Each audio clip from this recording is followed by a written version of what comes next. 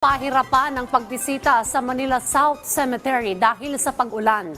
Dahil dito, pinapangambahan ang pagbaha sa ilang bahagi ng sementeryo. May live report si Clazel Pardilla. Clazel? Rise and Shine Dayan, Rise and Shine Pilipinas, makulimlim ang panahon dito sa Manila South Cemetery. Kaya kanina, kanya-kanyang bitbit ng payong at silong yung mga bumibisita rito sa sementeryo sa harap ng pag-ulan kanina. Kung magtutuloy-tuloy ang pag-ulan, inasahan ang pagbaha sa ilang bahagi ng libingan na itinuturing na low-lying areas. Ayon yan sa pamunuan ng Manila South Cemetery. Tulad sa may Section 25, Street Q ng Manila South Cemetery kung saan karamihan ay mga bata ang nakalibing. Hindi naman apektado ang ibang lugar ng sementeryo. Nasa 700,000 na mayapa ang nakahimlay sa Manila South Cemetery at ngayong November 1, araw ng undas, inasahan na papalo sa 400,000 ang dadalaw dito.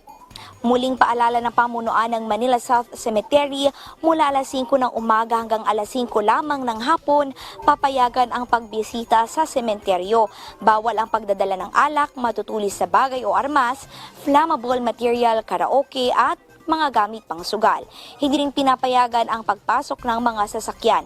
Libre naman dayan yung shuttle sa may Vito Cruz Corner Chino Roses at sa may Kalayaan Corner South Avenue.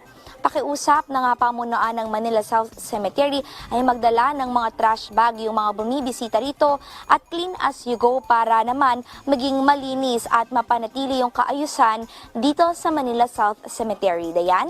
Okay, Clazel, so sang kasalukuyan, kamusta naman yung panahon dyan? Medyo gumanda-ganda na ba? Wala na bang mga pag-ulan, Clay? Sa ngayon, Dayan, tumila na yung ulan pero makulimlim pa rin. Ganun pa man, no, nakatayo yung mga tent dito ng mga otoridad na handa namang tumulong dun sa mga tao. Meron dyan yung Red Cross para rumisponde dun sa mga may kakailanganin ng medical need, no. At round the clock din na nag-iikot yung mga pulis dito. Dayan?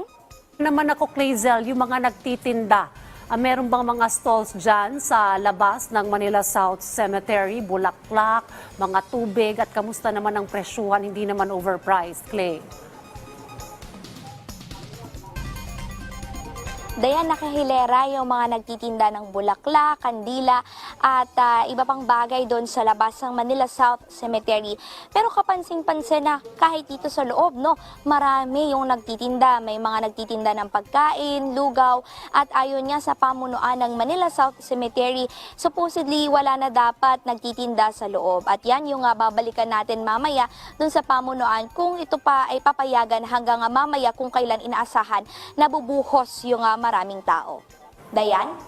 Right, maraming salamat, Clazel Pardilla. Nagulat po ng live mula dyan sa Manila South Cemetery.